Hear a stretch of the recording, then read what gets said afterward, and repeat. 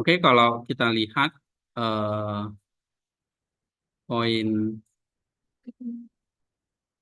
poinnya tentang penciptaan sudah ya. Yang kita bahas tentang kejatuhan itu sudah. Lalu tentang pemulihan nih, kita masuk sudah topik tentang pemulihan. Nah, misalnya kalau tentang kejahatan itu kamu bahas misalnya tentang masalah kejahatan di sini ya. Kejahatan, kemudian tentang kehendak bebas, kejatuhan manusia dan gambar Allah. Ya.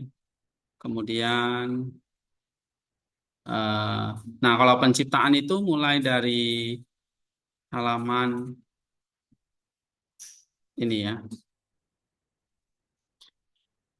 gambar Allah, penciptaan manusia itu sebagai gambar Allah. Atau nih ya, halaman oke, makhluk yang tidak bertubuh ini penciptaan malaikat ya. Nah, mulai manusia itu di halaman 42. Ini manusia sebagai puncak dari penciptaan dunia. Lalu ada gambar Allah dan kebebasan kehendak, status ontologisnya, kemudian dua operasi simultan, masih ingat apa itu dua operasinya? Manusia sebagai gambar Allah satu sisi, manusia juga apa? Apa ini? Dua operasi simultan. Kan paragrafnya saya suruh kalian susun ya. Ada, jadi udah total berapa paragraf ini? Udah 10, benar. Nah, kalau dua operasi simultan itu bicara tentang penciptaan manusia itu. Ya,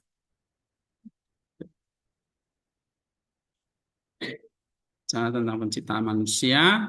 Jadi, manusia adalah ciptaan terbaik dari Allah. Kemudian gambar Allah itu ada di dalam inteleknya. Oke. Terus manusia itu punya kehendak bebas, ya. Ada status ontologisnya dan ini masalah dua operasi simultan. Oke. Nah, dari penciptaan itu ada potensial seluruh umat manusia, tapi ada penciptaan aktual individu, itu katanya ya. Ini masih bahas penciptaan. Nah, setelah itu kita masuk kejatuhan. Kejatuhan itu mulai ini. Kalau penciptaan masih tentang perbedaan jenis kelamin, itu masih penciptaan. Nah, kejatuhan itu mulai halaman 48 ya. Nih, kejatuhan manusia dan gambar Allah. Oke, kita udah bahas. Kemudian kebebasan kehendak dan misteri kejahatan. Lalu ada batas-batas kejahatan. Dan terakhir tentang tebusan. Nah, ini kalau tebusan kita masuk tentang pemulihan. Ya, minggu lalu kita bahas tentang tebusan. Apa yang kalian pelajari di situ?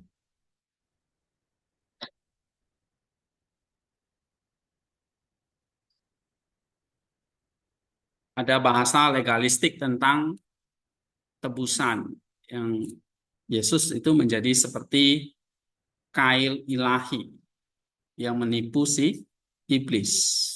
Ya, dan itu ditentang oleh Gregorius sang teolog bahwa Kristus mati di atas kayu salib bukan untuk menipu iblis karena Allah itu bukan penipu ini. Tapi itu adalah bukti kasihnya ya.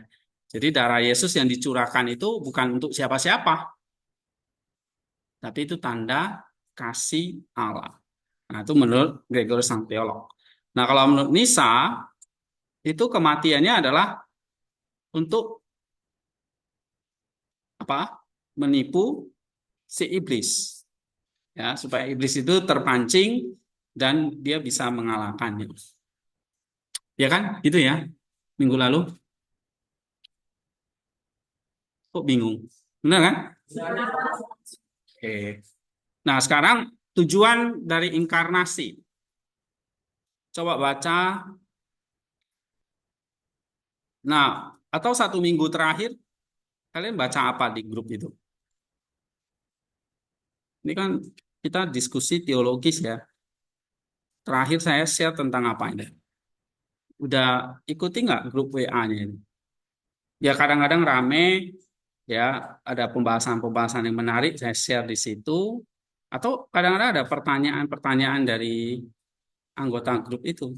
Misalnya, minggu lalu kita bahas tentang apa itu? Baca nggak itu? Dari Sen siapa itu? Nah,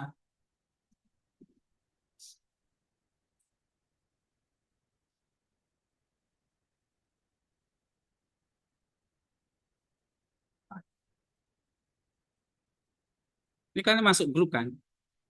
Ya, dibaca nggak? Hah? Apa? Iya, yang saya diskusi, yang kita menarik diskusi itu kemarin apa itu? Yang saya bagi itu, minggu lalu itu. Tulisan dari siapa itu? Yang banyak, yang banyak saya share itu. Hah? Bukan. Minggu lalu. Inkarnasi ini kan kita mau belajar nih sekarang. Dari bahas tentang apa itu? Hari Sabtu kemarin itu. Hah? Wah, ini kalian bandel ya, disuruh baca nggak dibaca ternyata. Mesti dimarahin rupanya. Atau saya kasih tugas ya, rekap WA-nya, ringkas. Mau saya kasih tugas itu. Oke? Mulai minggu depan, kalian cari WA-nya Agustus, dari terakhir Agustus. 5 Agustus sampai sekarang direkap. Ya, tugas mingguan minggu depan. Kalau nggak, kalian nggak baca soalnya. Yang kalian lihat cuma TikTok aja nanti, sama Shopee. Repot nanti kita ini. Bahas apa? Apokastasis. Ya kan? Dari siapa? Sen? Nah, kamu baru lihat. Padahal Kamis yang lalu saya baru ngomelin kalian. Nggak tobat juga. Dasar manusia. Ego nih kalian semua. Nah, kan bahasa saya jadi kasar gitu. Karena ditanya sekian banyak nggak ada yang tahu.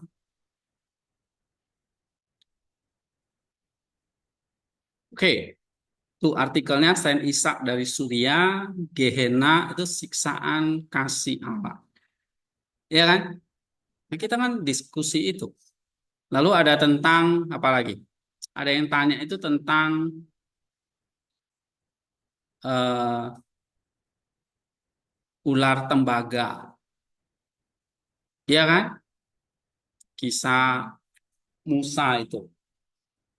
Allah menghukum bangsa Israel dengan ular-ular yang berbisa, lalu cara sembuhnya adalah dengan memandang ular tembaga. Nah, itu kan dibaca dong. Siapa yang baca itu tentang ular tembaga? Bagaimana penafsiran Nisa dan Gregorius sang teolog? Jadi ada dua Gregorius nih. Gregorius dari Nisa dan Gregorius sang teolog itu dua orang yang berbeda ya. Namanya sama. Tapi satu dari Nisa, satu dari Nasianzus. Ya.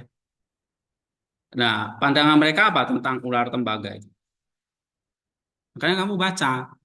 Saya pasti tanyain itu di kelas.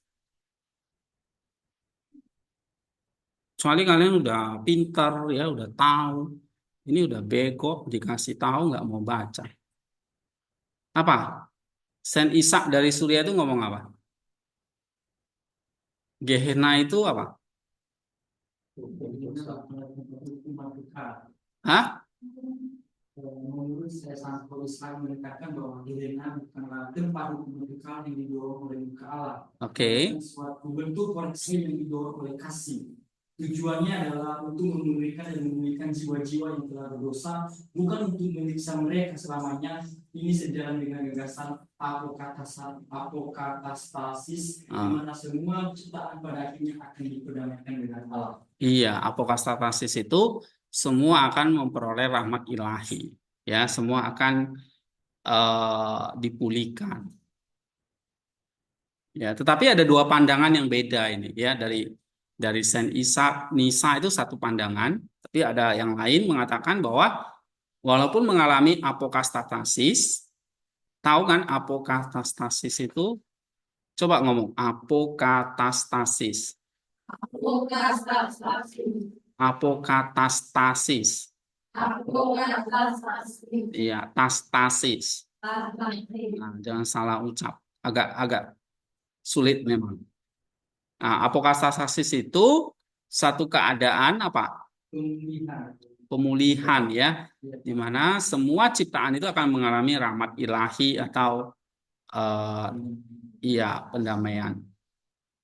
Ada dua pandangan utama di sini. Kalau menurut Nisa dan Saint Isaac itu semua akan dipulihkan, ya. Jadi apokatastasis itu pemulihan universal.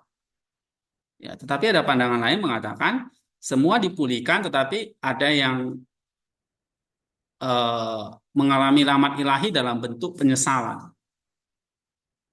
Ya, karena dia belum bertobat sebelum dia mati. Ya kayak kalian nih nanti mengalami penyesalan ini. Ya, disuruh baca nggak mau. Nanti saya kasih nilai F lah, baru nyesel. Ya kan?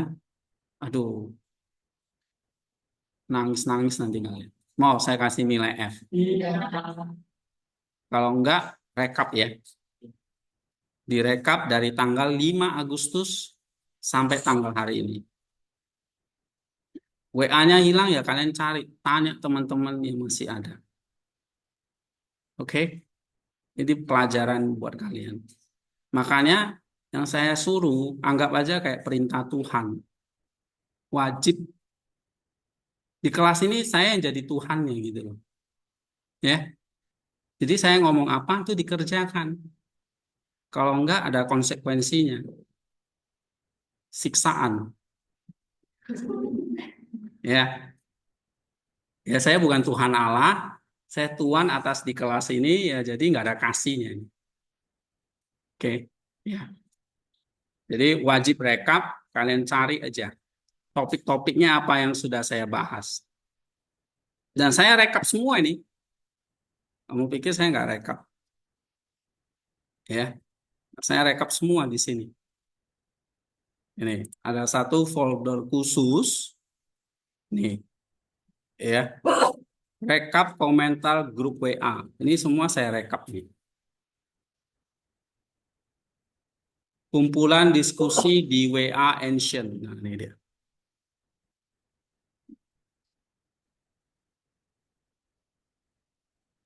Nah, jadi kalau kalian nggak bisa rekap, nah ini dia. Ya, ini ada dari Michael, dari saya. Kan kebanyakan yang komen tuh cuma kami berdua. Kalian tinggal baca aja males. Nah, terakhir, ini berapa halaman ini ya? 83 halaman. 104 malah. Ini belum semua loh nih.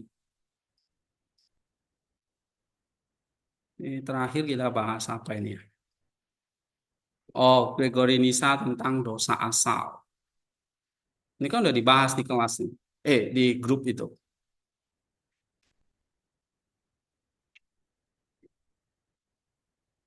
Nah,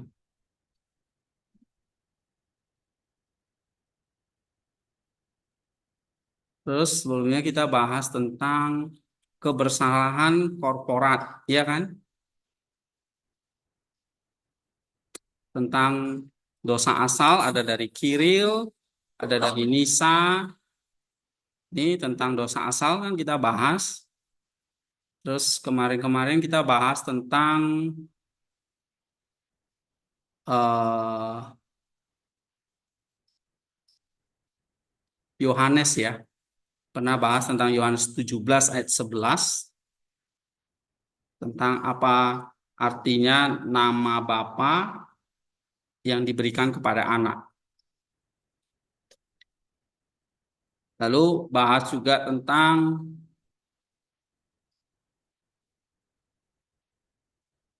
ada yang bertanya ini, Yesus ini dibangkitkan Allah. Kok dia dibangkitkan? Enggak bangkit sendiri. Nah, itu kita pernah diskusi. Ya, terus pernah bahas eh, tentang baptisan, pernah ya bahas tentang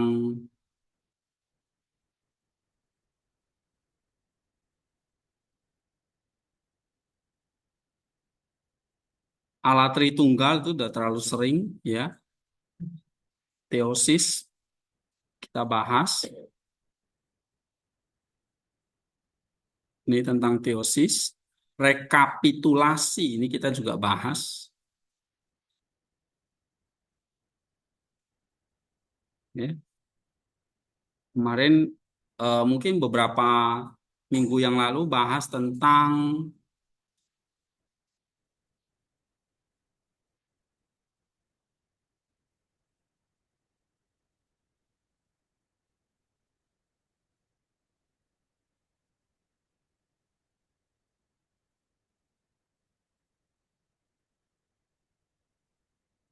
ya tentang Allah Tritunggal ini ya.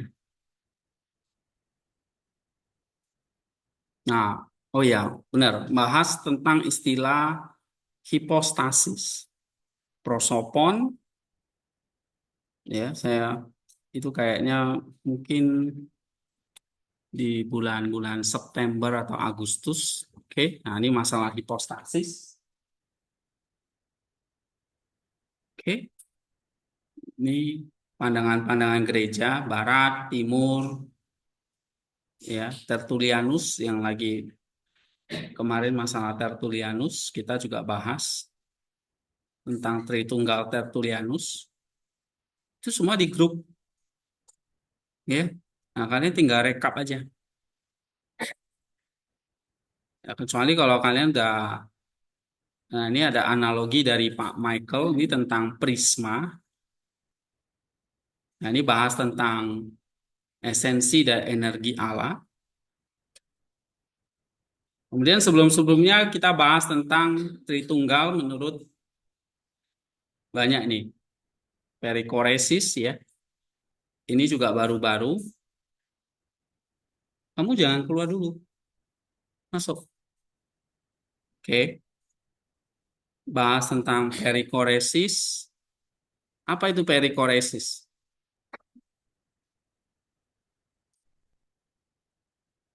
Nih, perikoresis dan monarkia Bapa. Oke. Terus kita juga bahas tentang hakikat dan energi. Ya, ini sebelum-sebelum bahas tentang Nisa ya. Nah, ini tentang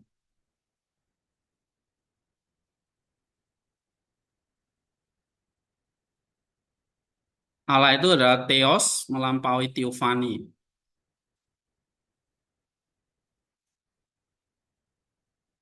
Oke, nah ini sudah tentang pasca, berarti sudah bulan 4. Nah, berarti saya tahu, mulai kita bahas kira-kira tentang topik ini ya. Tentang Allah Tritunggal, tentang macam-macam deh. Ya, tolong direkap. Semua mesti rekap. Ya, jadi saya harap WA-nya masih ada, jadi kalian bisa mulai copy-copy dan kumpulin minggu depan. Ya, saya nggak main-main sama kalian. Saya suruh baca, nggak ada yang baca. Ditanya, nggak ada yang tahu. Jadi kalian bisanya apa di sini? Hah? Ketawa doang.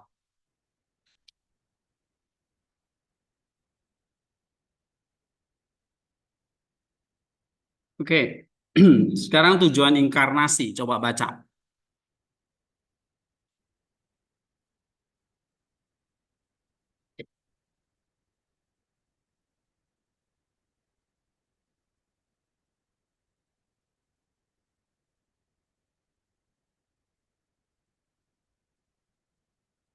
Nih, Salvat baca.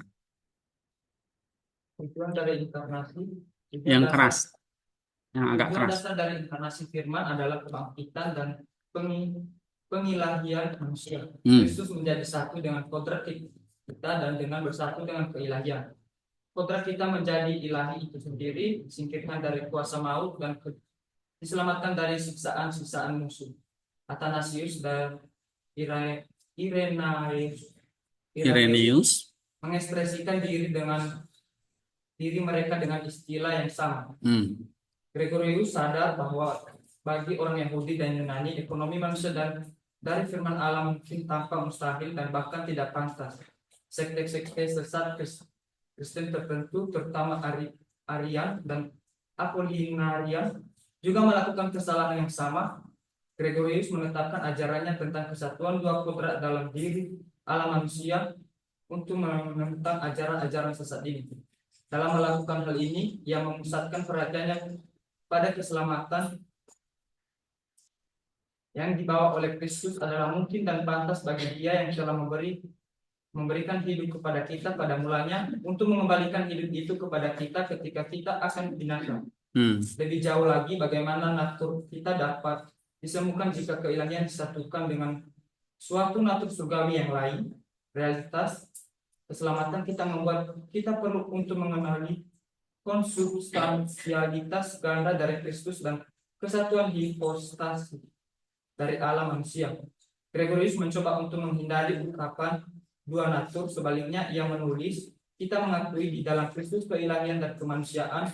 Secara kodrati ia adalah ilahi dan secara ekonomi ia adalah manusia. Oke, ekonomi itu maksudnya secara apa ya? Relasi ya dengan Allah Tritunggal dalam hal keselamatan. Ya, ekonomi itu bukan ilmu ekonomi, tetapi di sini relasi dia dengan Bapa dan Roh Kudus tentang keselamatan manusia. Ya, jadi secara ekonomi itu maksudnya Kristus itu adalah manusia, tetapi secara kodrati atau secara hipostasis dia adalah Allah. Ya, nah, secara natur atau kodrat dia adalah Allah. Ya, tapi secara ekonomi dia adalah manusia. Nah, apa tujuan inkarnasi ini?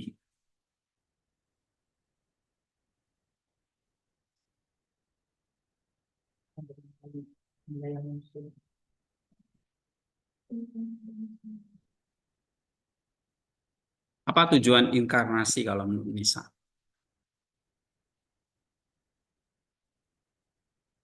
Menyelamatkan misalnya, maksudnya gimana itu? Menyelamatkan itu artinya apa? Kenapa kok harus dengan inkarnasi? Kalau melalui kalau kalau dalam inkarnasi maksudnya selamat karena inkarnasi manusia bisa diselamatkan. Iya, berarti keselamatan itu apa kalau harus inkarnasi?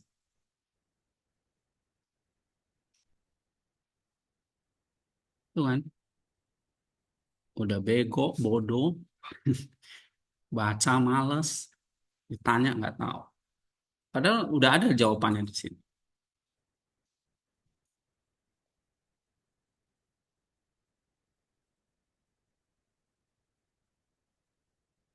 Hmm?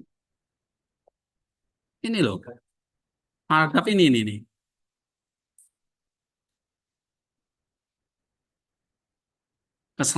Tujuan inkarnasi iya untuk keselamatan manusia. Jadi keselamatan itu artinya apa kalau melalui inkarnasi? Hmm?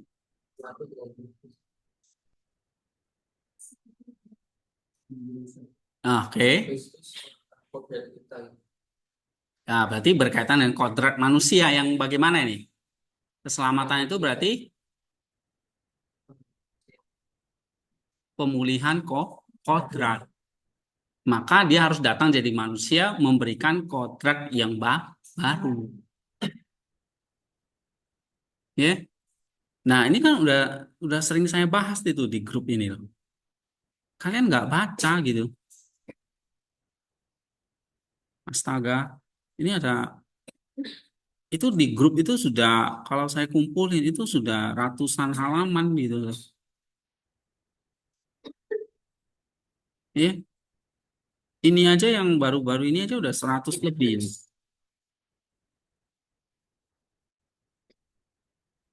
Ini belum semua loh direkap nih. Ada sebagian sama ETA itu filenya. Nah, nanti kalian minta tolong sama dia. Saya yang suruh dia rekap.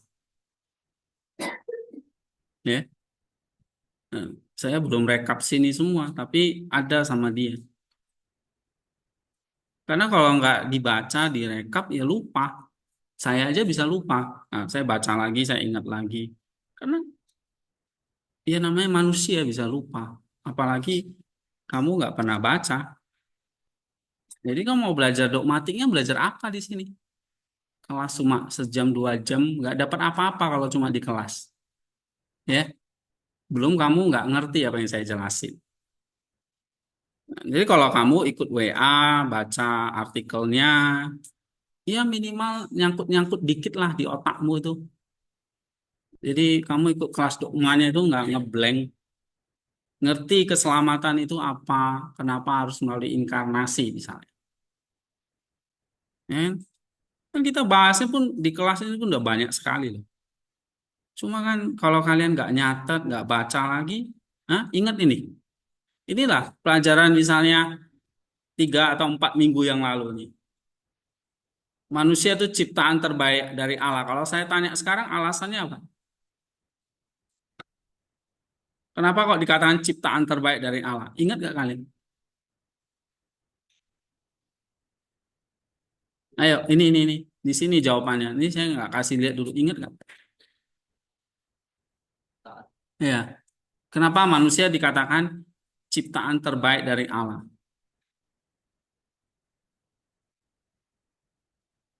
Ya kamu udah pernah baca, tapi kalau kamu nggak pernah rekap, tulis maksud saya, ingat kamu? Hah, Wiki? Ingat kalian? Enggak kan? Tapi kalau kamu tulis, kamu kumpulin, kamu rekap itu,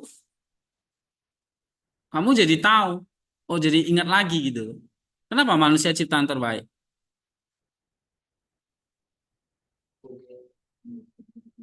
Dia dicipta menurut gambar Allah, ya kan? Tapi juga apa? Punya natur ganda. Itu dia. Satu, dia adalah gambar Allah. Satu lagi, dia mikrokosmos dunia. Sehingga dia punya kemampuan untuk apa? Berpartisipasi kehidupan rohani dan mengatur ciptaan yang lain. Ya kan? Ya, kalau kamu nggak catat, nggak kamu tulis, kamu nggak rekap maksud saya, ya kamu akan lupa. Tuh, gambar Allah itu ada di dalam diri manusia dan terletak pada inteleknya. Apa itu intelek manusia? Atau bagaimana keadaan gambar Allah dalam diri manusia? Ya, itu sudah dipelajari semua. Cuma kalau kamu nggak baca lagi, ya kamu pasti lupa. Nah, bagaimana kamu baca lagi kalau kamu nggak catat? Ya, jadi saya bagi-bagi ini, misalnya kayak gini ya, grup ini nih, ya buat kamu, misalnya ini, buat kamu belajar gitu. Di sini yang justru banyak sekali pelajaran-pelajarannya, ya kan? Terakhir tentang dosa asal misalnya. Nah, ini pandangan Nisa tentang dosa asal. Ya, ini nggak disinggung di kelas. Nggak ada. Itu singgung di grup WA itu. Nih, pandangan dari Kiril. Kemarin kita bahas tentang kebersalahan korporat. Jadi dosa itu bukan hanya merusak relasi atau natur manusia atau kodrat manusia, tapi juga kebersalahan korporat. Dosa asal bukan hanya tentang kesalahan pribadi Adam, tapi juga tentang kebersalahan korporat seluruh umat manusia. Kita semua menanggung konsekuensi dosa Adam, meskipun kita tidak secara langsung berpartisipasi tindakan ketidaktaatan. Nah, yang kayak gini ini kamu mesti tahu. Itu kamu artinya belajar dogma, ya. Oke. Nah, itu kamu mesti rekap di WA itu. Nah, sekarang apa tujuan inkarnasi? Untuk keselamatan, betul. Jadi keselamatan itu artinya apa jadinya? Pemulihan kodrat. Kalau dikatakan pemulihan, berarti ada yang sakit nih. Apa sakitnya? Dosa dan maut. Karena akibat dosa itu maut. Nah, hal-hal yang dasar ini kamu mesti ngerti loh. Jadi jangan jadi mahasiswa teologi nanti udah tamat. Yang kayak gini-gini kamu nggak ngerti, repot kita. Ya. Nah, makanya kalau ini Nisa itu berargumen bahwa tujuan utama inkarnasi Kristus adalah pengilahian manusia, ya, atau kebangkitan dan pengilahian manusia. Itulah keselamatan. Keselamatan itu berarti apa? Oh, bukan cuma masuk surga gitu. Iya, itu kamu diajarin sejak kecil, ya kan? Tapi masuk surga itu maksudnya apa? Kamu menyatu dengan Allah, teosis. Kamu diilahikan. Kamu bangkit dan diilahikan. Itu kita, itu kekristenan kita. Kamu mesti tahu, ya, jangan bodoh di sini. Terus ia berargumen bahwa dengan menyatu dengan kodrat manusia, maka Kristus bisa mengangkat kodrat manusia ke tingkat keilahian. Itulah kebangkitan tadi. Dengan kebangkitan, minggu lalu kan kita ada bahas ya. Kebangkitan itu berarti apa? Kristus itu menang atas kuasa maut dan dosa. Nah, kita juga akan mengalami itu. Ya, nah ini sejalan dengan tadi dikatakan Athanasius dan Irenaeus. Ya.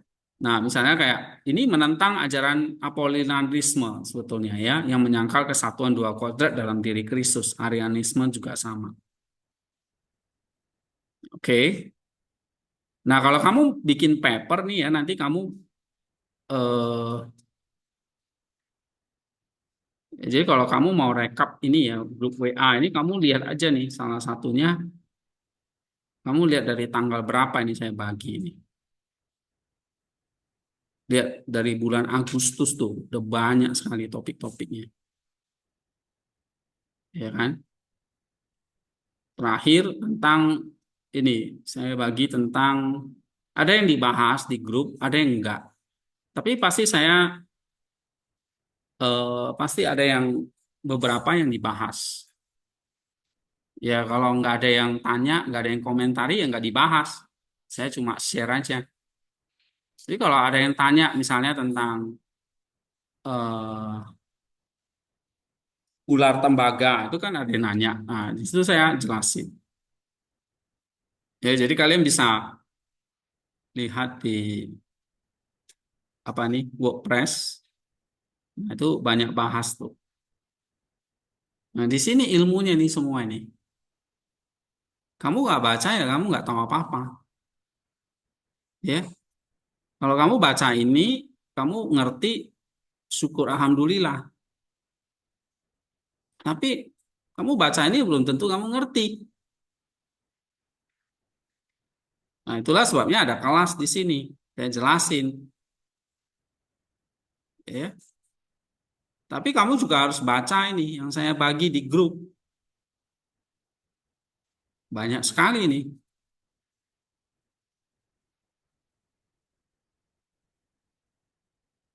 Nih, misalnya, nah ini tentang ular tembaga ini. Nah, ini kemarin terakhir tentang tebusan. Ini kan sudah ada di WA. Ini saya bagi juga eh, ya di blog lah semua. Ya, di WordPress ini ada.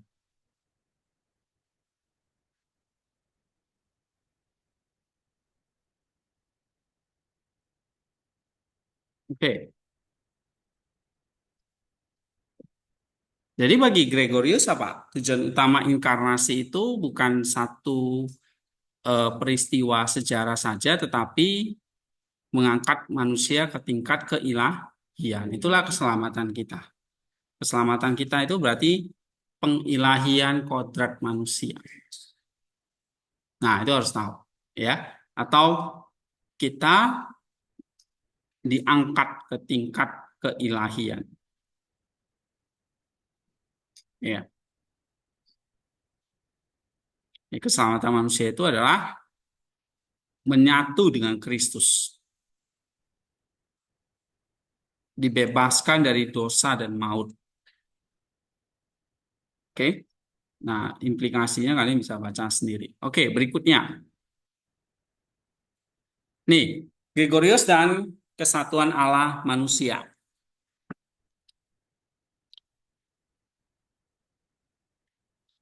Coba bacaan dulu. Gregorius dan kesatuan alam manusia. Gregorius tidak memiliki terminologi yang pasti untuk menggambarkan kesatuan alam manusia. Kadang-kadang ia berbicara tentang Sunafeia, persatuan yang erat, dan tentang misis. Itu artinya kombinasi ya, atau pembauran, atau kombinasi atau krasis, pencampuran. Ia menyebut Kristus sebagai pembawa Allah, dan terkadang ia hanya merujuk pada enosis, artinya persatuan atau kesatuan. Iya. Penggunaan Gregorius seringkali ceroboh. Dia kadang-kadang menggunakan istilah campuran untuk menggambarkan kesatuan organik tubuh atau apa? Sunafeia itu? Sunafeia untuk menggambarkan kesatuan yang tak terpisahkan dari Tritunggal. Cara penyatuan natur-natur itu masih belum dapat kita pahami, namun sebagian dapat dijelaskan oleh koeksistensi tubuh dan jiwa. Koeksistensi tubuh dan jiwa. Oke, terus? Gregorius mengembangkan doktrinnya tentang kemanusiaan Kristus yang utuh dalam polemiknya dengan kaum Apollinarian. Dia menekankan bahwa pengambilan Kristus atas natur manusia adalah lengkap. Tidak ada orang Kristen yang akan mengatakan bahwa manusia yang bersatu dengan Allah hanya setengah manusia, tapi seluruh naturnya telah bersatu dengan keilahian. Lagi pula, siapa yang tidak memiliki sesuatu yang tanpanya naturnya tidak lengkap, tidak dapat disebut sebagai manusia. Hal ini sangat penting bagi pemahaman Gregorius tentang karya penebusan Kristus. Allah datang dan berinkarnasi demi keselamatan. Bukan tubuh yang binasa, melainkan tubuh manusia seutuhnya yang memiliki jiwa yang utuh. Bahkan benar jika dikatakan bahwa jiwa telah binasa sebelum tubuh. Terus? Allah datang untuk menyelamatkan domba-dombanya yang hilang. Dia menemukannya dan kemudian dia mengangkatnya ke pundaknya. Seluruh domba itu bukan hanya bulunya saja, karena bukan hanya sebagian dari domba itu yang hilang, tetapi seluruh domba itu telah tersesat, sehingga Allah mengembalikannya secara utuh. Gregorius membuat perbandingan lain. Ketika kita mencuci pakaian, kita tidak dapat melakukannya sedemikian rupa sehingga ada beberapa noda yang tertinggal dan yang lainnya hilang. Sebaliknya kita membersihkan seluruh kain dari satu ujung ke ujung yang lain sehingga seluruh pakaian memiliki satu kualitas dan semua bagiannya dimurnikan oleh pembersihan tersebut. Jadi karena kehidupan manusia telah dicemari oleh dosa dari awal dan di akhir dan di semua bagiannya, maka zat pemurni harus menebus keseluruhannya. Iya. Dan tidak demikian rupa sehingga sebagian daripadanya disucikan melalui perawatan ini, sementara bagian lain tetap tidak disucikan. Tuh, kamu baca, coba kamu pahami. Nah, itu tadi yang saya bilang taksonomi Bloom itu kan. Ya. Nah, berarti kamu harus bisa meringkas nih. Itu artinya kamu bisa memahami data. Tapi juga kamu harus bisa mencari implikasinya, analisisnya. Poin-poinnya apa?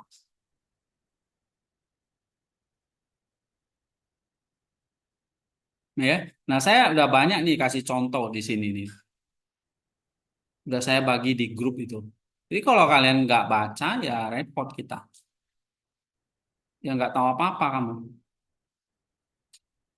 Nah, misalnya saya bahas nih tentang pantang. Ini kan udah saya bagi ya. Tanggal 30 kemarin. Nih. Oke. Ya. Dari Basilius. Kutipan dari Basilius itu di Catena Bible. Sebetulnya eh, dari Lukas berapa ini ya? Tentang pantang. Lukas 6:24. Ya. Lalu eh, ada kutipan dari Basil the Great. Oke. Nah, kutipannya itu ya ini terjemahannya ya. Kamu baca, tapi kamu perlu refleksi. Refleksi itu maksudnya ya kamu ngerti apa yang kamu baca. Misalnya kamu bisa ringkas tema-temanya apa. Bahkan kamu bisa cari implikasinya. Ini namanya konsep teologis sih. Oke. Nah, bahkan kamu bisa kasih aplikasi. Ya, bahkan mungkin kasih pertanyaan-pertanyaan untuk ya renungan ini aplikasi. Bagaimana kita bisa berpantang dan sebagainya. Jadi kalau kamu misalnya mau sharing firman Tuhan nih, mau kutip Lukas berapa? 6:24. Oke, kamu cari. Ini saya udah kasih contoh nih buat kalian gitu banyak. Nih, misalnya ambil Basilius. Dia ngomong ini. Udah, kamu mau mau sharing ini kan? Kamu ajarin dong apa yang dikatakan Basil. Poin 1, 2, 3. Apa konsep teologis dia misalnya. Oke. Misalnya kemarin saya banyak bahas dari Lukas 6:27. Ini ya. Nah, ini juga dari Basil. Jadi kalau kita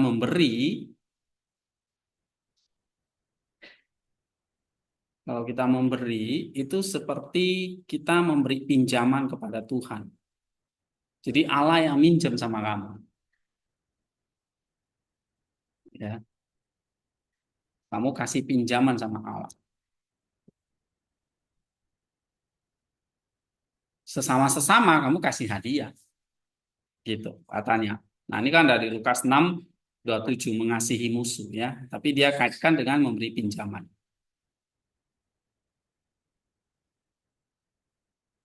Nah, Nih, refleksi. Ya, kamu baca sesuatu, tapi kamu bisa naik ke level berpikir yang kedua, kamu paham. Habis itu kamu kasih kebaruan, aplikasinya, atau kesimpulannya, gitu loh.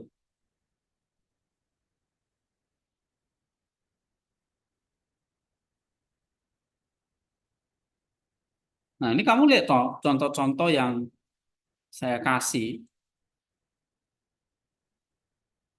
ya. Ini,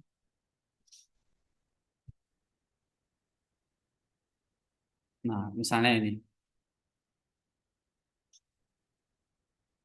baca nggak kayak gini? Hah? Ada baca nggak kalian? Ya nggak ada ya, nggak bisa niru nanti kalian. Ya gitu-gitu terus nanti kalian. Ya, nah, kamu baca kayak gini, kan saya udah kasih contoh, kamu ikuti gitu. Contoh aja misalnya kalian sharing renungan pagi, misalnya. Persiapin satu ayat, dua ayat, kamu cari refleksinya. Ambil di Catena Bible ini. Ini semua ada nih. Misalnya mau sharing Keluaran 7 ayat 3. Tadi pagi saya ajarin. Oh, lihat ada Agustinus nih ngomong apa ini? Kamu tinggal klik, lihat komentarinya apa. Kamu nggak bisa nerjemahin ya pakai ini aja lah, DeepL ini. Nah, kamu terjemahin. Udah, kamu cari refleksinya, poin-poinnya apa gitu. Ya. Nah, itu namanya kamu sedang memahami. Nah, lihat contoh-contoh yang saya udah bikin banyak sekali. Misalnya refleksi, ada tema-temanya apa, dari tema itu dapat konsep teologisnya apa. Ya yang saya bilang, ada ringkasan, analisis, implikasi. Implikasi itu konsep teologisnya. Dari situ baru, atau implikasi itu kayak doktrinnya gitu. Ya, doktrinnya. Kalau tema-tema kunci ini kan ringkasan dari Basil misalnya. Nah, dari situ kamu tarik implikasi atau konsep teologisnya apa, ya kan? Nah, habis itu kamu bisa tarik aplikasinya, baru aplikasi. Jadi aplikasi itu udah level ketiga, ya. Data, lalu paham, lalu aplikasi. Data ini misalnya dari Basil. Kamu pahami, kamu ringkas. Jangan cuma ringkas saya bilang, tapi juga kamu bisa apa? Kasih implikasi. Ringkas itu kayak kamu analisis, bedah satu-satu. Implikasinya apa? Nah, implikasi ini kayak konsep teologisnya, ya. Lalu kamu kasih renungan di sini, kamu hayati apa, baru kamu kasih aplikasi, ketaatannya apa. Nah, mungkin level keempat tuh anagogik biasanya.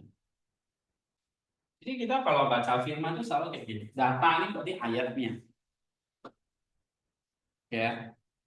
Oke, ayatnya atau kutipan dari Basil misalnya. Terus kamu paham.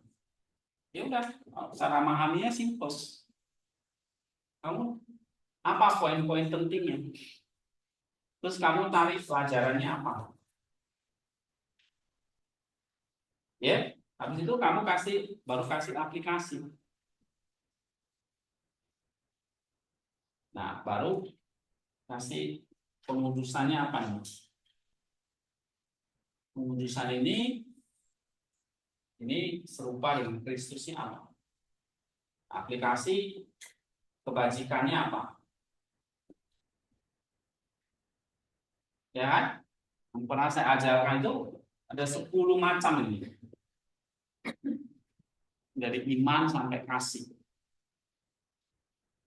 10 poin purifikasi. Nah, misalnya kamu lihat di sini, mana ya?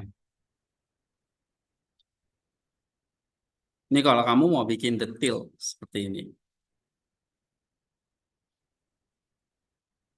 Nih, purifikasi itu 10 macam kebajikan.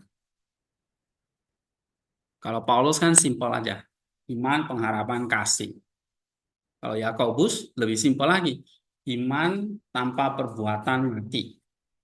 Jadi iman plus perbuatan. Itu kalau Yakobus, ya kan? Kalau Paulus, iman plus pengharapan dan kasih. Kalau Petrus lebih rumit. Iman ditambah pengetahuan, ditambah kebajikan, ditambah apa lagi? Pengendalian diri, tambah sampai kasih.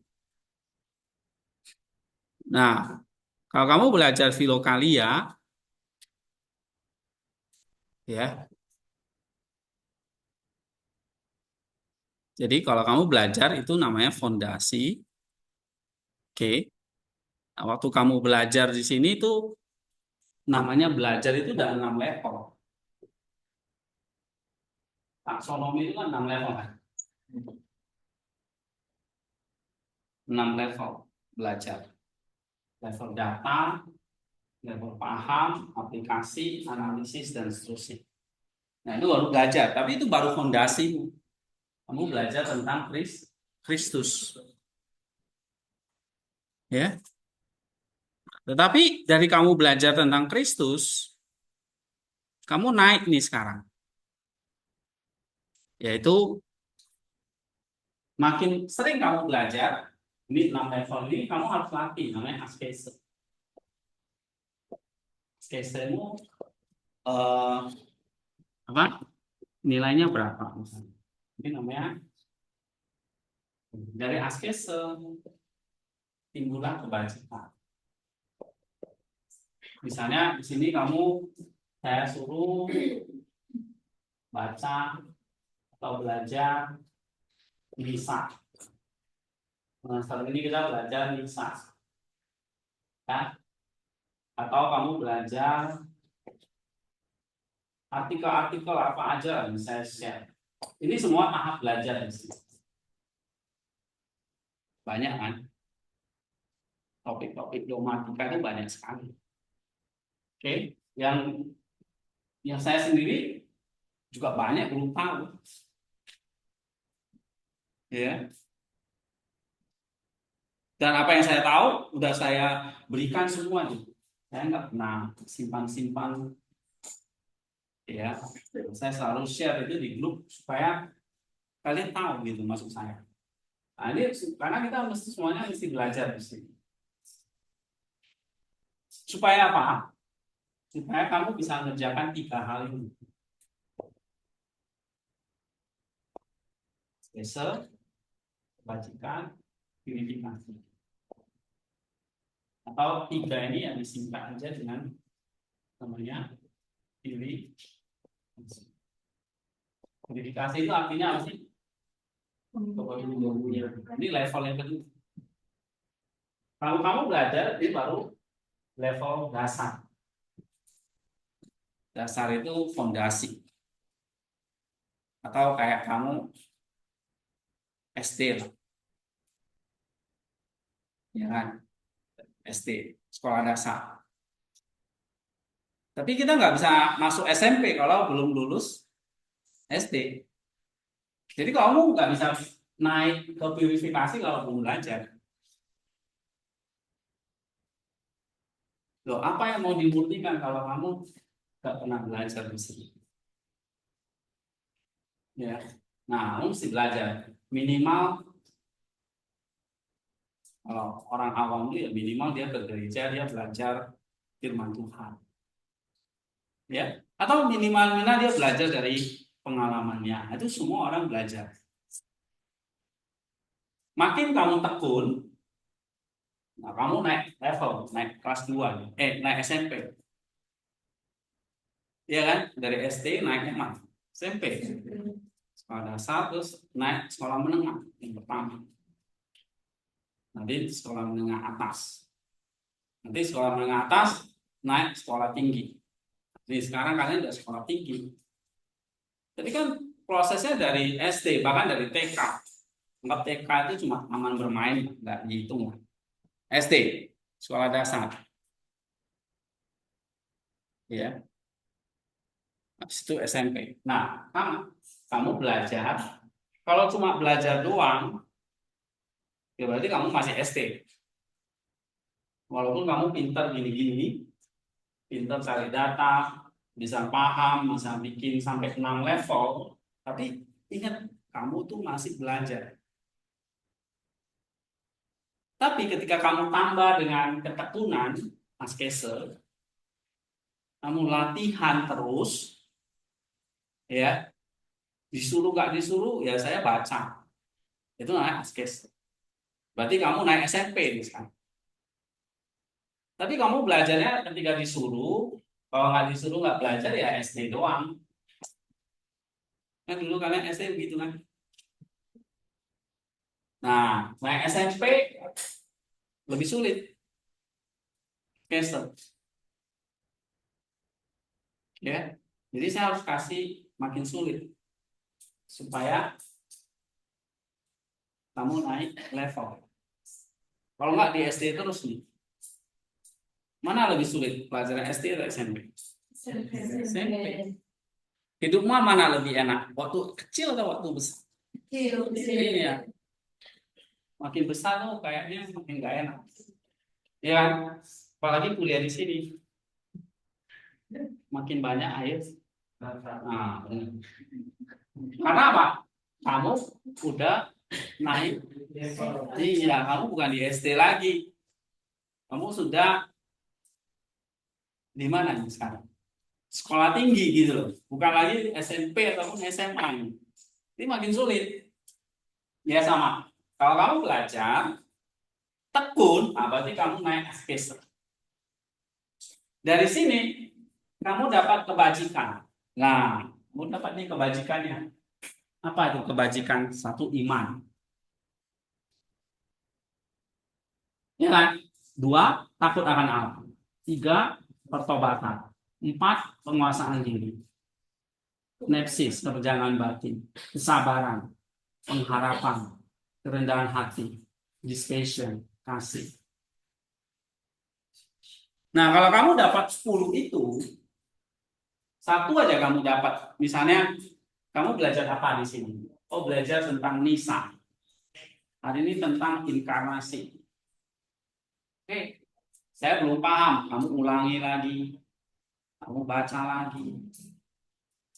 Timbul namanya kebajikan. Dari kebajikan itu mungkin kamu cuma dapat tentang iman. Oke, memperkuat iman saya nih. Itu namanya kebajikan. Atau kamu punya kerendahan hati jadinya. Nah, itu namanya kamu dapat kebajikan. Atau tanpa kamu punya kasih. Nah, ini namanya kebajikan. Oke? Berarti naik level ketiga. 1, 2, 3. Nah, saya tanya kalian. Waktu kamu di sini, di sini, di sini, mana yang lebih mudah? Ya, belajar lebih gampang. Ya kan? Cuma belajar doang. Cuma cari data. Lalu saya suruh pahami gitu ya. Ya, itu pun udah sulit sih sebetulnya ya. Nah, level itu nggak gampang. Belajar itu pun sebenarnya udah sulit. Tapi kamu harus tekun. Nah, tekun lebih sulit lagi. Ya, bukan prakteknya. Jadi belajarnya itu mesti rutin, tekun. Mana? Kalau belajar sekali dengan belajar 100 kali mana lebih enak? Sekali dong. Tapi kalau diulang 100 kali ada males rasanya. Tapi di situ menunjukkan kamu naik SMP bukan di SD lagi. Ini SD. Fondasi itu SD. Nah, ini purifikasi ini SMP. Makin sulit. SMP pun ada kelas 1, kelas 2, kelas 3 ya. Ini kelas 1, kelas 2, kelas 3. Mana lebih sulit? SMP kelas 1 atau SMP kelas 3? Pasti kelas 3. Gitu. Ya. Nah, setelah ini apa? Iya, SMA apa itu? Iluminasi. Nah, ini contoh orang-orang yang saya suruh kalian baca ini adalah saints. Di sini. Di sini ada Rasul Petrus, Paulus, semua orang kudus di sini. Mereka udah capek iluminasi. Ya, para biarawan itu di sini. Orang-orang suci lain semua di sini. Ya. Karena mereka udah naik dari SD, SMP, sekarang mereka udah di SMA. Nah, baru terakhir nanti tunggu teosis, tunggu disempurnakan. Kapan? Waktu Yesus datang. Ya, jadi tugas hidup kita ya naik level gitu. Ya, apapun kamu belajar apapun nanti. Belajar melayani, belajar apapun. Nah, asal kamu tekun, kamu dapat kebajikannya, kamu ngalami purifikasi. Nanti purifikasinya udah cukup, baru naik kelas. Sama. Kamu dari SMP, cara naik SMA-nya gimana cara? Berarti harus lulus SMP kelas 1, harus lulus SMP kelas 2, harus lulus SMP kelas 3. Gimana cara lulus kelas 3? Hah? Nilaimu mesti cukup ya kan? Standar kelulusan misalnya 7, ya kamu harus di atas 7. Kalau sekolah sekarang sih ya lulus saja lah ya, kalau sekolahmu ya kan. Bolos 100 hari pun lulus ya. Nah, tapi ini nggak main-main. Ya, gitu. Jadi kalau kamu mau naik ke iluminasi, verifikasimu harus punya apa? Nilainya mesti cukup. Nah, misalnya iman di sini kan, iman sampai kasih. Nih, 10 kebajikan. Nilaimu masih cukup, baru naik di sini. Kamu nggak bisa naik ke kelas 3 kalau nilai SMP kelas 2 mu tuh 5, 4, 2. Nilai raport maksudnya. Nah, nilai raportmu rata-rata 4. Misalnya 15 mata pelajaran, katakanlah 10 lah. Anggaplah 10 kebajikannya 10 mata pelajaran. Apa sih? Olahraga lah, sejarah lah, macam-macam lah, IPA, IPS ya kan. Nah, nilainya rata-rata cuma 4 atau 5. Kira-kira gurumu naik kan? Enggak, udah. Kamu tinggal kelas lagi. Ya, itu dulu. Kalau sekarang semua selalu naik. Karena dikasih remedi terus kan. Oke, kasih karunianya banyak. Nah, anggaplah misalnya kamu dikasih 10 mapel atau 10 mata kuliah. Nilaimu harus rata-rata berapa? 7 atau 8. Udah, kamu kumpulin nilai iman harus 8. Nilai kasih harus 8. Nilai pengharapan harus 8. Kalau rata-ratanya cuma 3, 2, 1, ya kamu nggak bisa naik kelas selamanya di sini. Makanya Paulus, Yakobus, Petrus pakai kayak rumus matematika, Mike. Yakobus bilang iman tambah baru buah, tambah itu matematika. Jadi imanmu misalnya 1, ditambah perbuatan 7, jadi nilainya berapa? 8. 8 lolos nggak? Naik kelas. Nah, gitu loh maksudnya. Petrus ngomongnya apa? Iman 1 ditambah pengetahuan, tambah kebajikan, ditambah apa lagi dia? Penguasaan diri, ditambah, nah itu ada 7 itu. Dapat nilai 7. Lolos nggak? Lolos. Jadi kalau kalian belajar aja males, ya 0 nilainya. Rajin tambah 1. Dapat iman tambah 1. Dapat sampai kasih ada 10 nih. Lolos. Karena udah di atas tadi nilai rata-rata. Ya kan? Kamu lah di sekolah ini. Kalau kamu nggak dapat nilai 60 ke atas, 60 itu masih fail ya. Ya 60 itu B. Jadi kalau di bawah 60, misalnya dapat nilai 50, kamu apa? E alias fail. Iya kan? Berarti kamu mesti ngulang. Nah, kita juga kayak gitu. Jadi nilai kebajikanmu berapa ini? Ya, apa yang dikatakan oleh Petrus, Yakobus itu tambah-tambah terus supaya naik kelas. Nah, kamu juga begitu. Nilai kebajikanmu berapa? Supaya naik kelas ke sini. Ini sama, nanti ini juga ada nilainya. Nilainya berapa ini? Nggak cukup, ya nggak bisa naik-naik. Di sini terus. Bahkan bisa turun. Ya kan? Nah, kayak gitu. Ya. Jadi ini ada nilai-nilainya semua. Lah yang nyatet siapa? Ya kamu, hatimu yang nyatet. Dan Allah yang nyatet.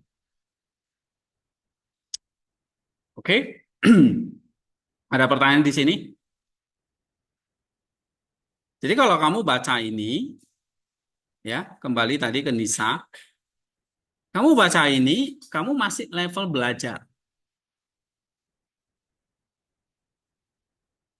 Tapi kamu tekun, tambah 1 poin.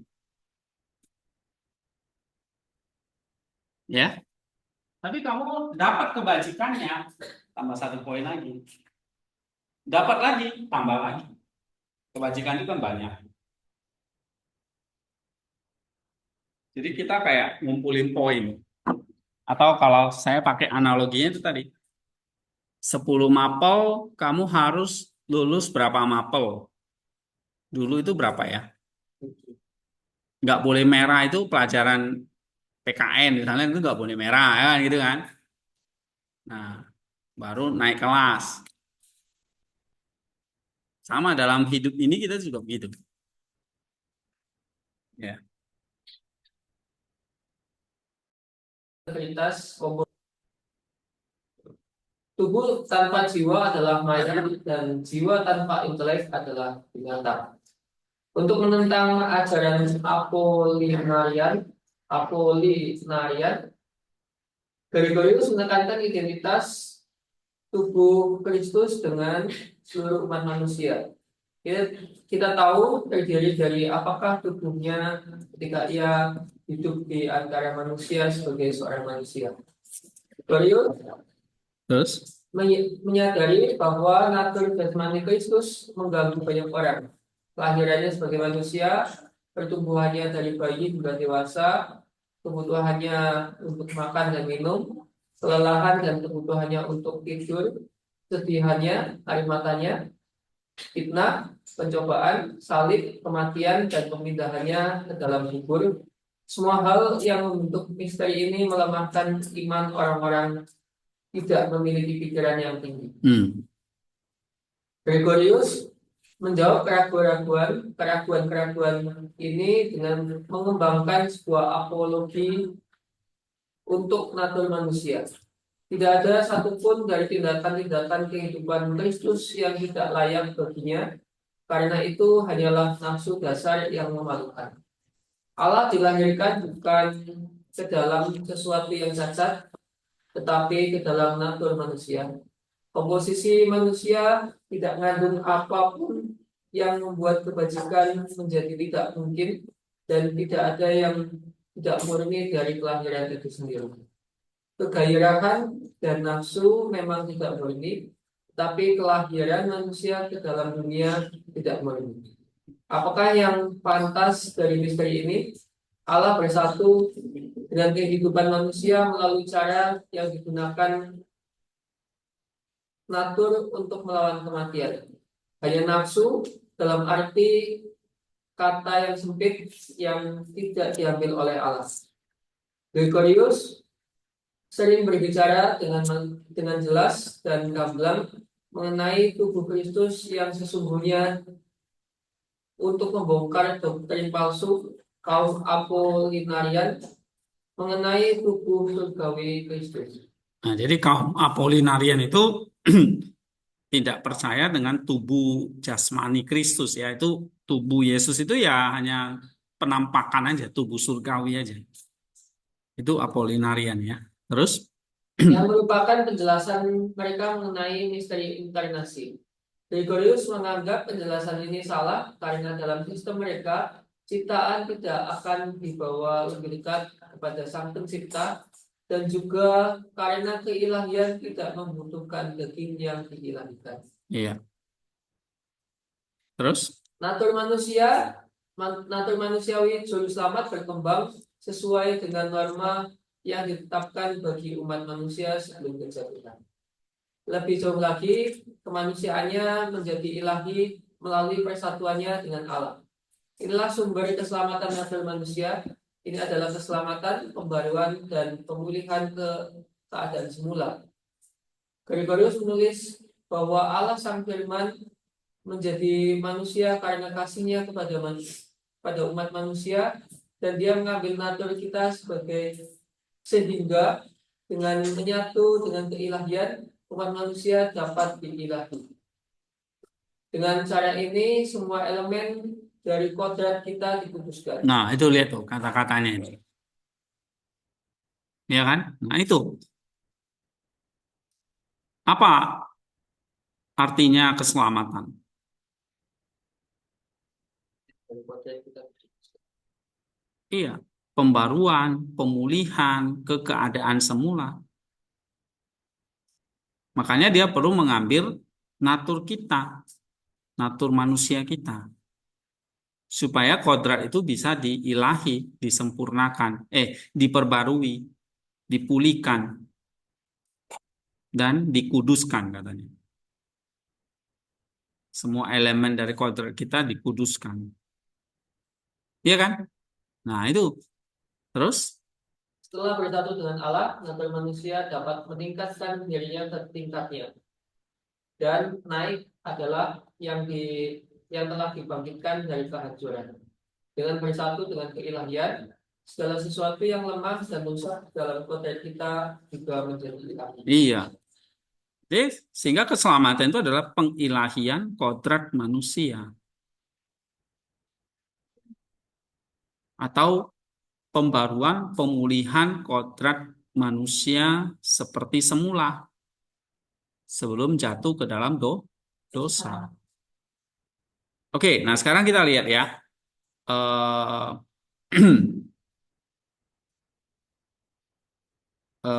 Saya sudah mana ini ya?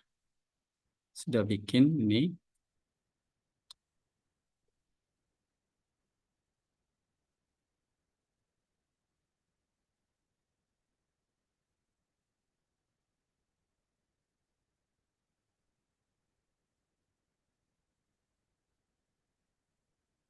Nah, ringkasannya ini untuk kita paham. Nisa mengembangkan pemikirannya tentang kesatuan Allah manusia dalam polemiknya dengan kaum Apollinarian memang ya.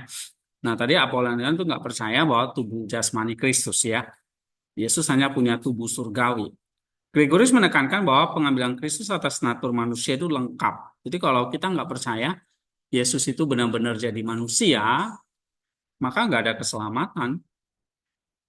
Karena dia harus benar-benar jadi manusia supaya dia bisa memulihkan atau mengembalikan kodrat manusia itu. Ya. Dan bahwa tidak ada yang dapat disebut manusia jika tidak memiliki seluruh natur yang bersatu dengan keilahian. Jadi kalau dia nggak mengambil kodrat manusia, dia bukan manusia. Tapi Kristus adalah manusia. Ya, karena dia mengambil natur manusia secara lengkap, nggak ada yang kurang.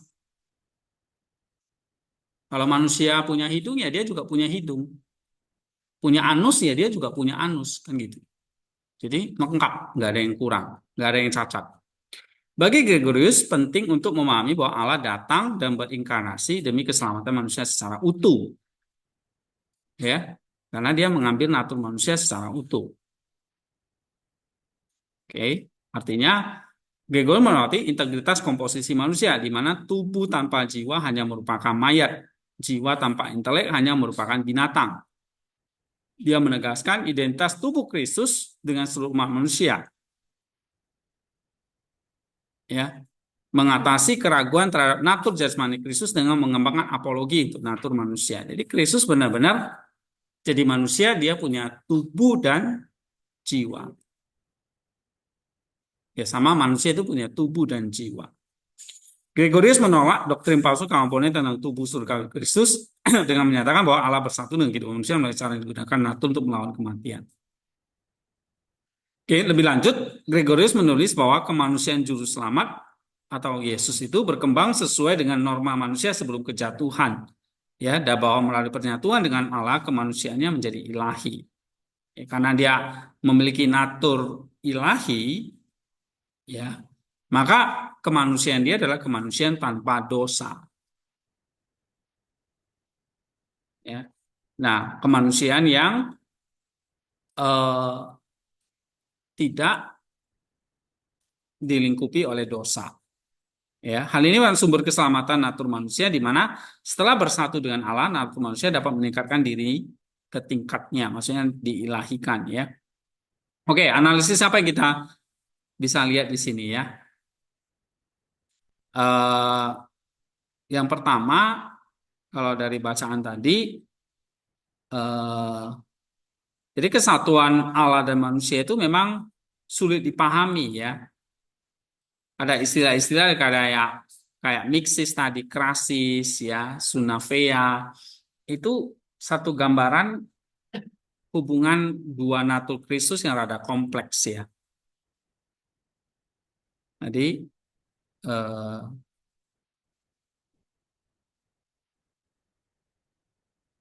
oke, kalau Allah dan manusia itu bersatu dalam satu hipostasis, berarti ini dua kodrat itu punya persatuan yang erat, ya. Atau kadang disebut juga kombinasi gitu ya, atau disebut juga pencampuran, atau disebut juga kesatuan, ya. Nah, tapi memang di sini Gregorius tidak memberikan definisi yang tegas gitu ya. Makanya kita ngomong aja ini kesatuan Allah manusia gitu.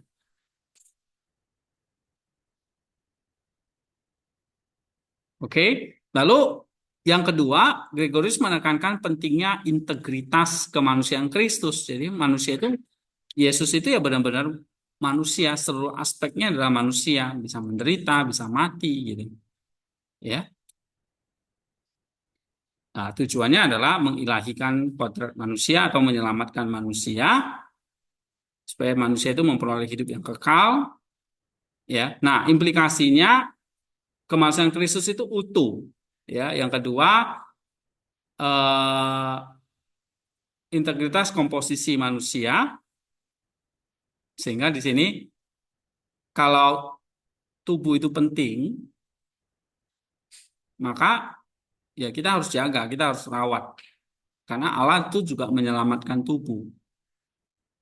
Ya, Allah jadi manusia, dia punya tubuh. Karena kalau manusia tanpa tubuh dikatakan apa? Mayat. Manusia tanpa tubuh itu dikatakan apa? Hah? Nih, iya, manusia kalau dikatakan tanpa tubuh itu ya bukan manusia ya. Apa jadinya ya? Setan, roh, gentayangan gitu ya. Tapi kalau tubuh tanpa jiwa, mayat.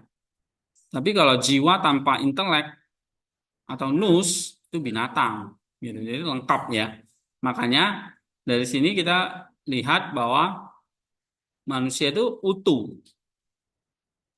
Jiwa dan tubuh itu jadi satu. Ya. Jadi Gregorius menegaskan bahwa manusia adalah kesatuan jiwa dan tubuh, tidak ada satupun bagian yang lebih penting daripada yang lain. Pentingnya tubuh, penekanan pada tubuh manusia menunjukkan bahwa tubuh bukanlah sesuatu yang harus diabaikan atau diremehkan.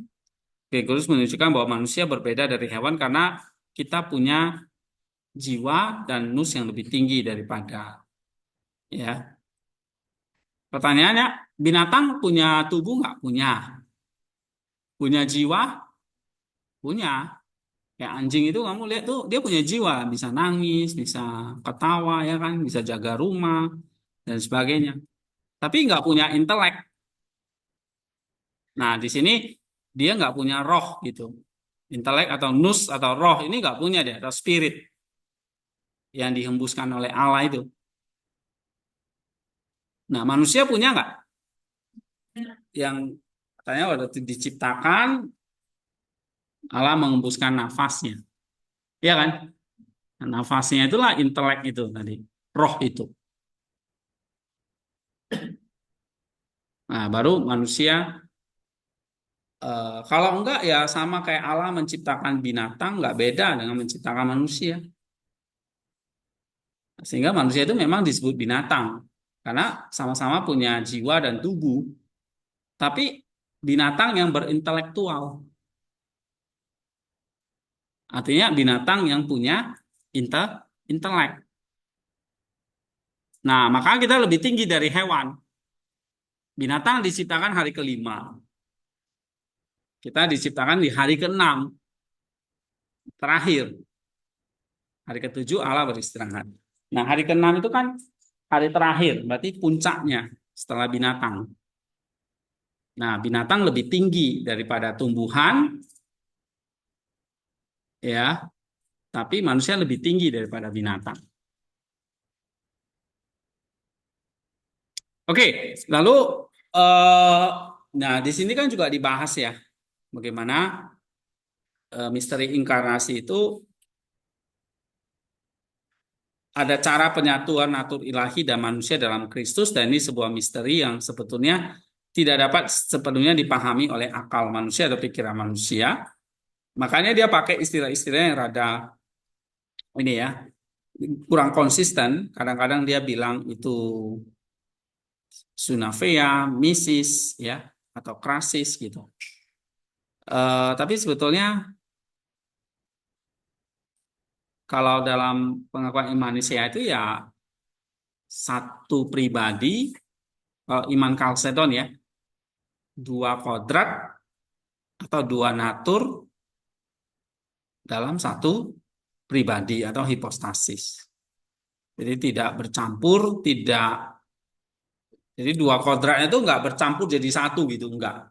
Tetap utuh, tetap dua natur yang terpisah, dua natur yang berbeda, tapi tidak terpisah gitu dalam satu pribadi. Ya, nah nanti kita, memang Nisa di sini nggak terlalu ini ya, tidak tidak memiliki terminologi yang pasti ya. Yang pastinya adalah, gampangnya adalah kita bilang ini Allah dan manusia yang menyatu di dalam satu pribadi. Tapi bukan blended ya, jadi melebur gitu enggak. Tetap terpisah. Satu Allah, satu natur Allah dan natur manusianya tetap terjaga. Bukan campur gitu, enggak. Ya.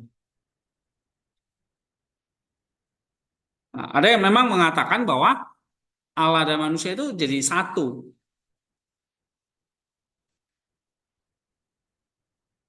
Ya.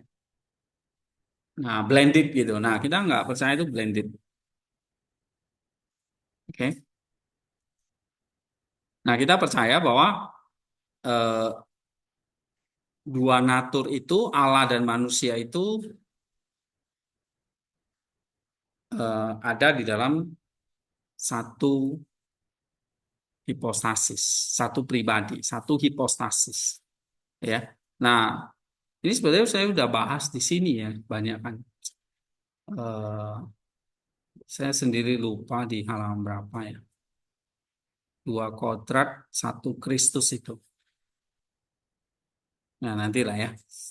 2 kodrat 1 Kristus. Oke. Lalu di sini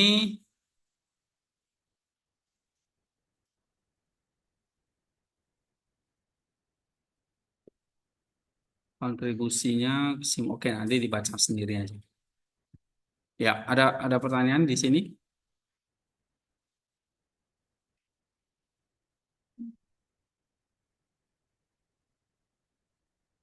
Coba ya, di sini eh, 2 kodrat 1 Kristusnya ini mungkin penting.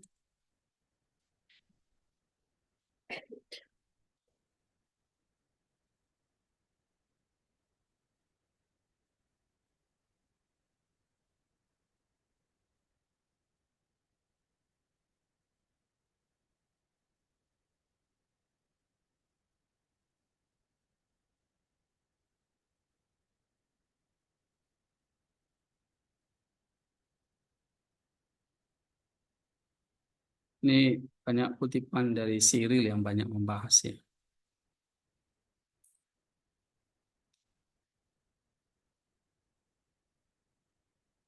Jadi 2 kodrat 1 Kristus itu maksudnya satu hipostasis yang disebut namanya Yesus Kristus, tapi dia punya 2 kodrat. Oke. Oke.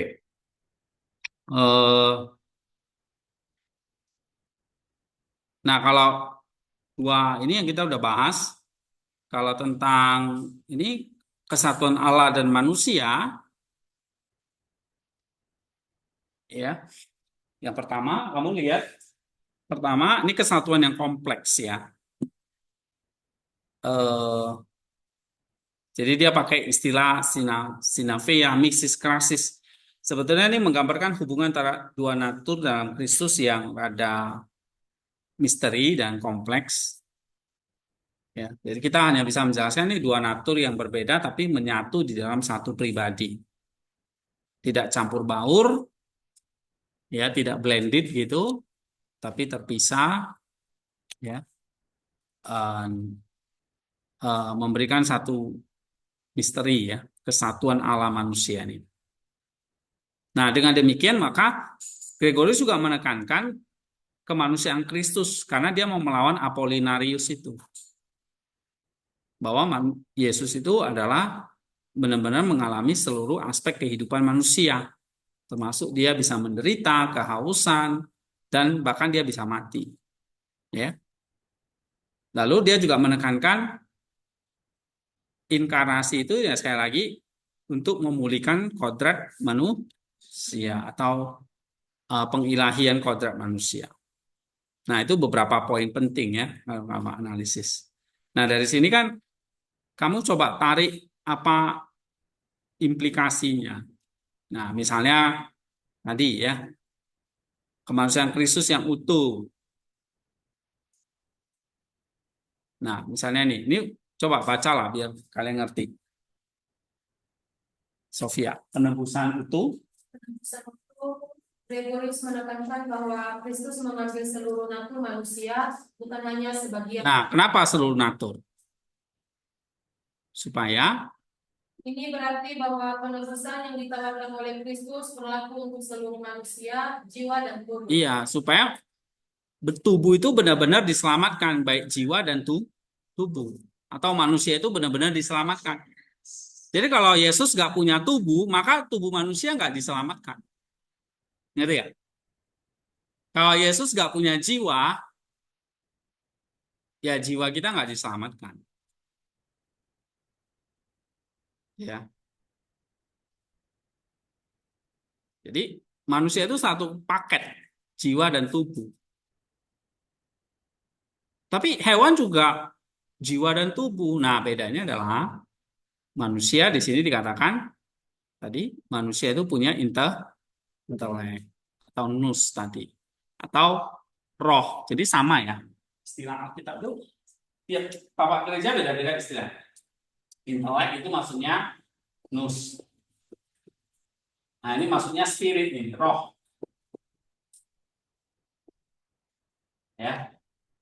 Nah, ini yang ciri manusia yang nggak dipunyai binatang.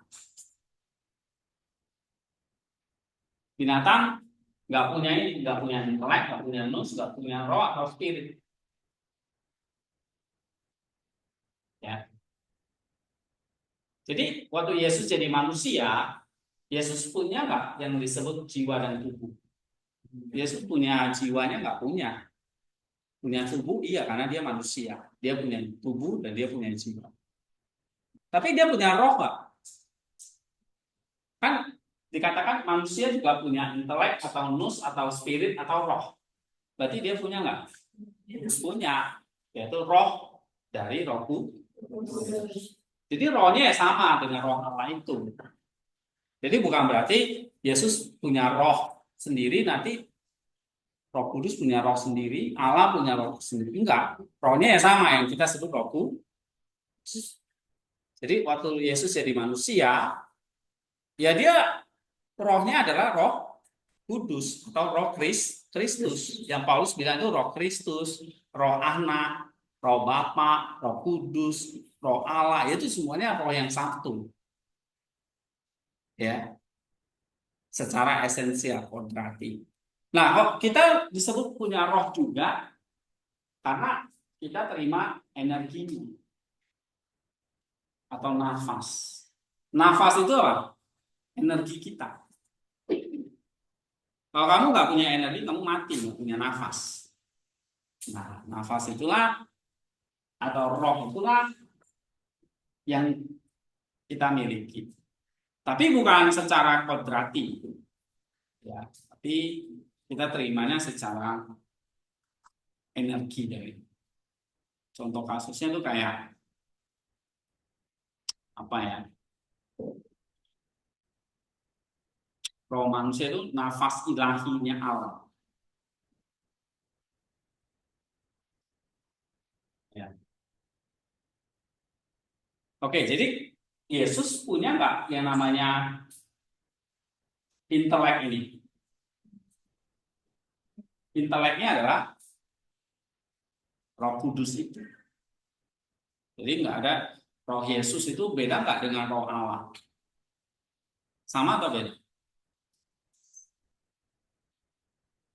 Roh Yesus sama nggak dengan Roh Allah? Sama. Yesus punya jiwa nggak? Ini sama nggak dengan jiwa kita? Sama, karena dia juga manusia seperti kita. Jiwanya juga jiwa manusia. Makanya Yesus itu punya jiwa, makanya dia bisa sedih, dia bisa nangis, dia bisa marah. Ya kan? Sama binatang tuh kamu coba ganggu, digigit kamu. Ya. Coba kamu ganggu saya. Entah kamu. Nah, itu karena manusia punya jiwa. Tapi saya punya roh. Oh, kasihan kalau saya terlibat. Saya mau ngasihi lah. Nah, kalau binatang bisa gitu? Nggak bisa, dia insting kan. Jiwanya itu insting. Kamu ganggu dia, ya dia cokot kamu gitu. Tapi kalau manusia kan dia bisa ngerem. Walaupun kadang-kadang remnya blong. Ya, coba aja kamu ganggu saya sekarang ini. Oh, bisa bolong pantat.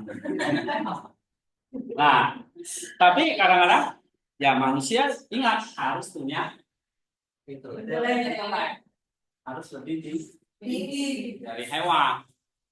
Jadi kalau kamu, maka Yesus bisa ngajarin kamu gini. Kalau kamu ditampar pipi kiri, kasih pipi kanan. Karena dia sedang ngajarin manusia yang punya intelek lebih tinggi. Tapi kalau dia ngomong sama anjing nggak bisa. Anjing itu kalau kamu lawan dia, ya dia lawan balik kan gitu. Atau buaya misalnya gitu ya. Atau apa lagi, harimau misalnya.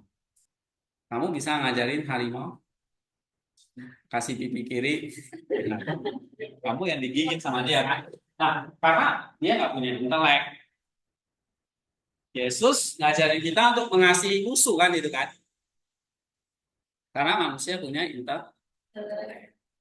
Jadi kalau kamu dipukulin, ya kalau kamu binatang ya kamu balas. Tapi kalau kamu manusia, apalagi punya intelek, apalagi udah percaya Yesus, nah kamu harus mengasihi. Karena apa? Karena manusia punya intelek. Nah itu ditebus oleh Kristus nggak? Maksudnya Yesus berinkarnasi punya itu nggak? Punya intelek nggak ya? Itu dipulihkan nggak? Pulihkan. Semua dipulihkan, ya. Makanya di sini ada namanya keutuhan manusia. Nah, misalnya coba bacanya. Gregorius